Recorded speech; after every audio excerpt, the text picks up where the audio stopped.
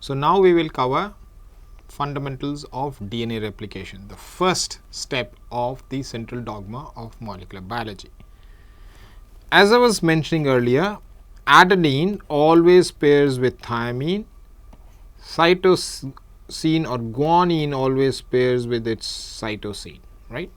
So this is the representation of the hydrogen bonds that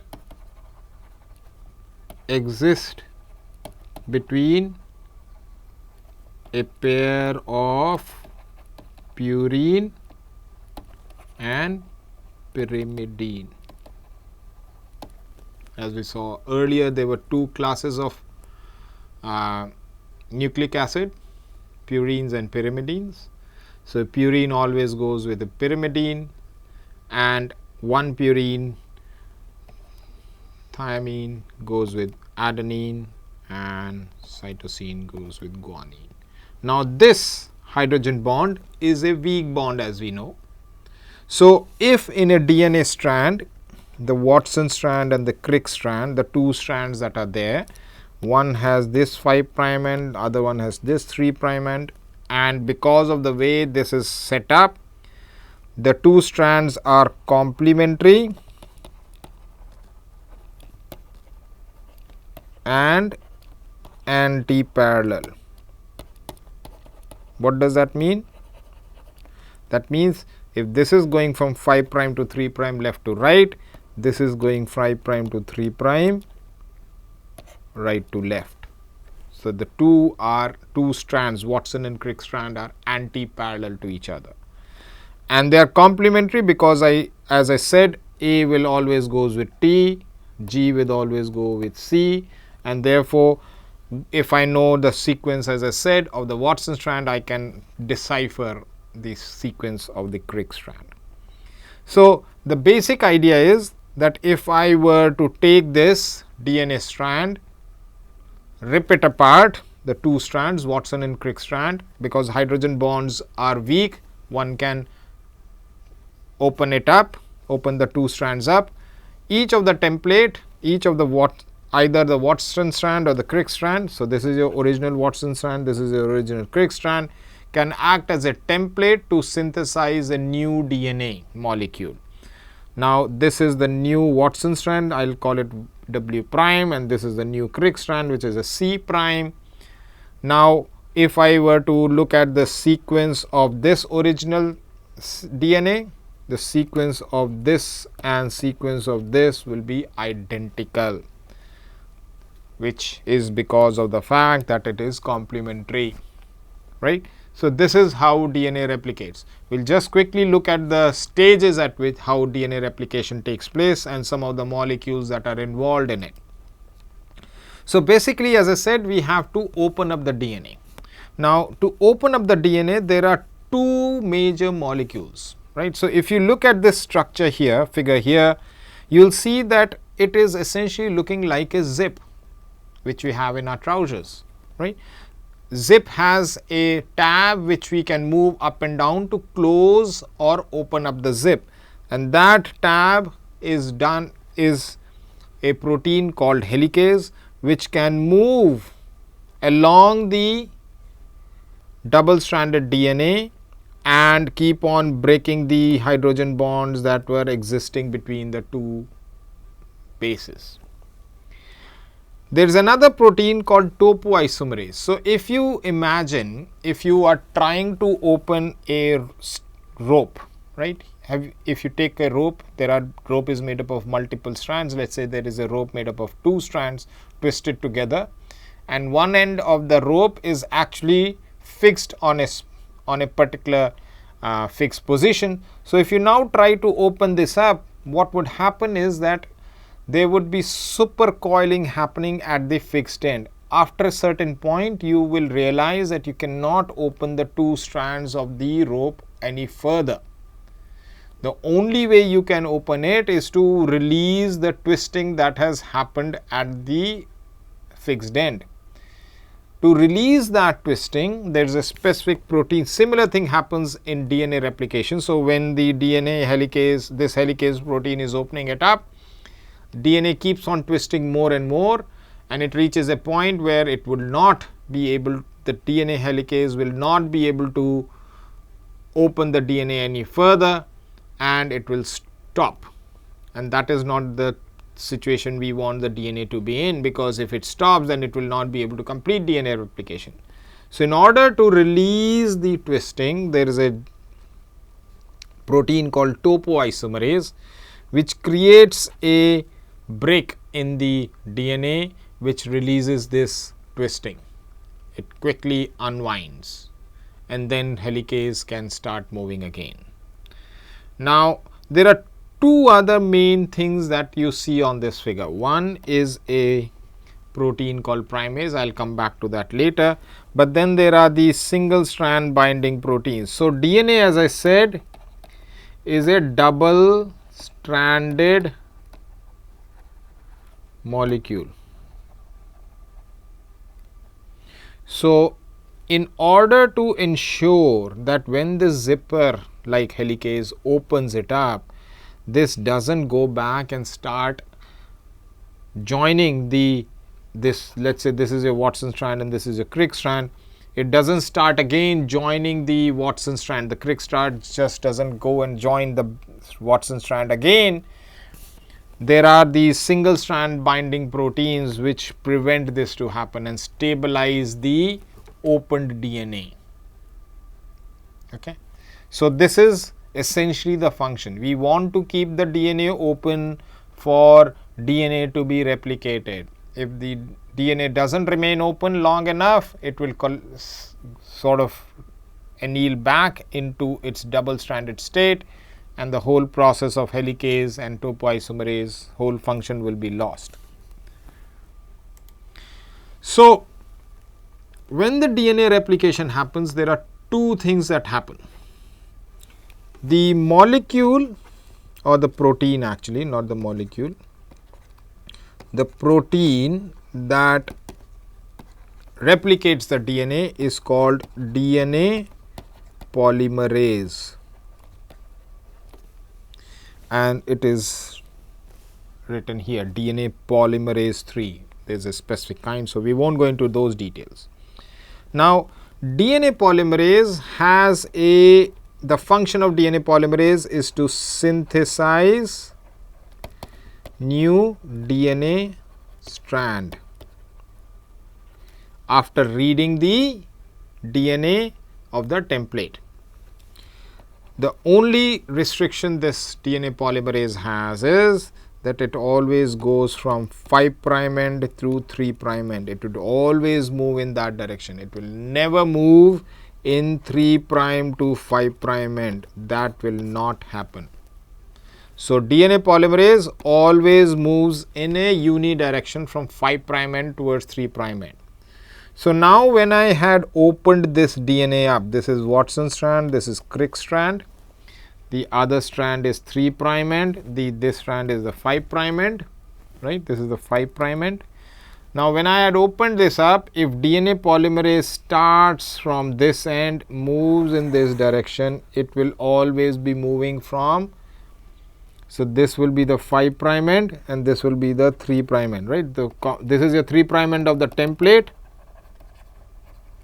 This is the 5' end of the new DNA strand. Now, as I said, DNA polymerase always moves, synthesizes from 5' direction to 3' direction.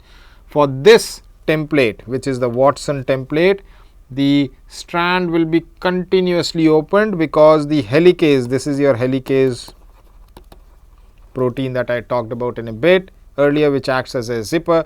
This is moving in this direction. So, as it keeps on opening the DNA, this strand, the Watson strands usage as a template to synthesize new DNA, keeps on moving in that direction. So, this strand is called the leading strand.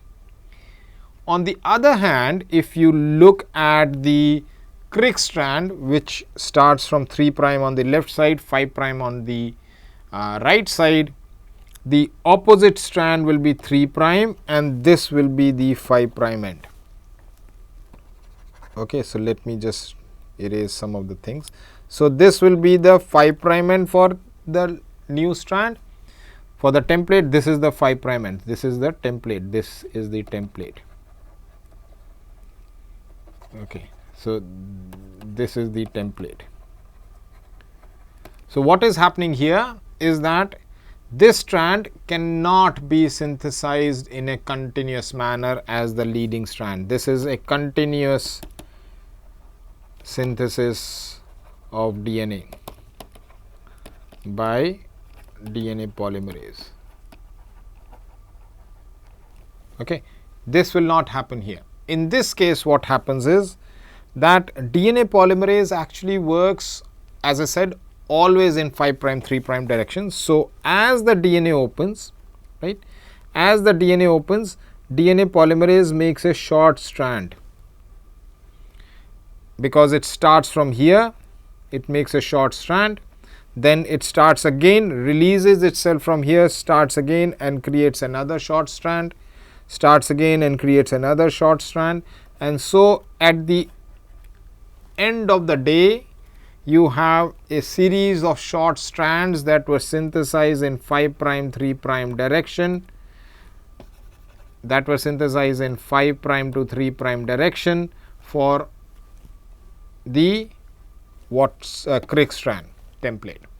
Now once these short strands have been synthesized by DNA polymerase, there is another enzyme called DNA ligase which joins the two strands to complete the synthesis by removing a red color primer.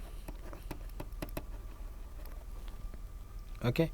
So what is happening here is that because the synthesis of this whole strand is happening in parts, right, this is happening in short strands 1, 2, 3, 4, which are joined later, right, which are joined later. This synthesis is, this strand is called the lagging strand and is discontinuous in synthesis, and therefore it takes slightly longer to synthesize new strand on this template. Ultimately, both the strands of the DNA template are synthesized to generate new DNA polymerase, and as I showed you previously,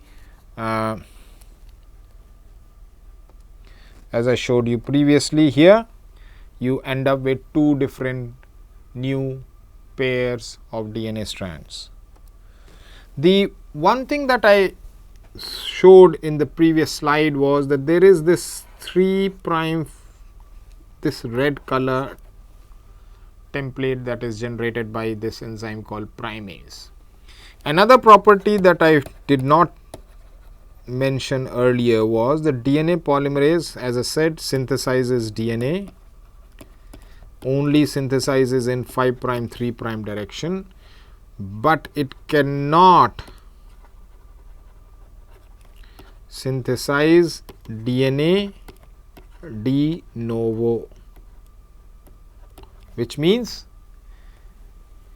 it has a requirement of 3 prime hydroxyl group to be present for it to add a new DNA nucleotide, which means that the DNA polymerase would require something which is a short strand called a primer, which will provide this 3 prime hydroxyl group for it to add a new DNA nucleotide. Then this will provide the hydroxyl group and this will give the new DNA nucleotide, and keeps on repeating again and again. In the leading strand, this requirement is for the primase is only once, and then it continues like this. In the lagging strand, this requirement keeps on happening over and over again, as we saw in this, that if you look here, you have this primase adding a primer here. There was a primase that already added a primer here. There's a primase that had added a primer here, and when the DNA polymerase is trying to join, the DNA ligase is trying to join the two short strands of DNA, this blue strands of DNA. Before that, DNA polymerase comes and removes and chews up this primer and replaces it with the DNA. Now, the primase is essentially a RNA polymerase, which we will see later in a bit. Okay. So, this is the basics of DNA replication. Why is it important to understand DNA replication? Because when we will be seeing how genome level information is used to predict diseases, is used to understand the population's structures, the genomics is essentially based on DNA replication. Okay. So, next, coming back to the central dogma of molecular biology, we just covered DNA replication, and as I said, the next step is to read the information that is in the DNA and produce functional units. The reading part is called transcription. So, the process of transcription is a process in which segments of DNA sequences are used as a template to generate short molecules of RNA which contain the information for the functional unit that part of DNA encodes for. So, if this is the part of DNA that encodes for a particular function, RNA molecule is made from this, and this RNA molecule will then be used as a template to synthesize a functional protein. Now, why is it called transcription?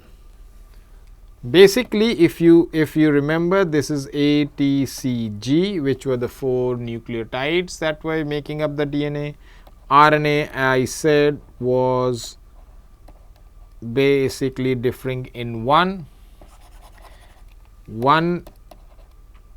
nucleotide, which is, instead of thymine, we have a uracil. That's the only difference.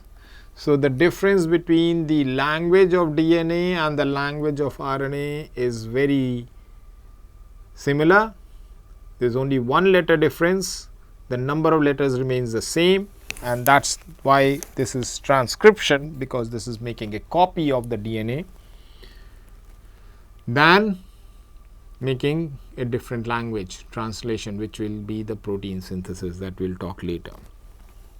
So, to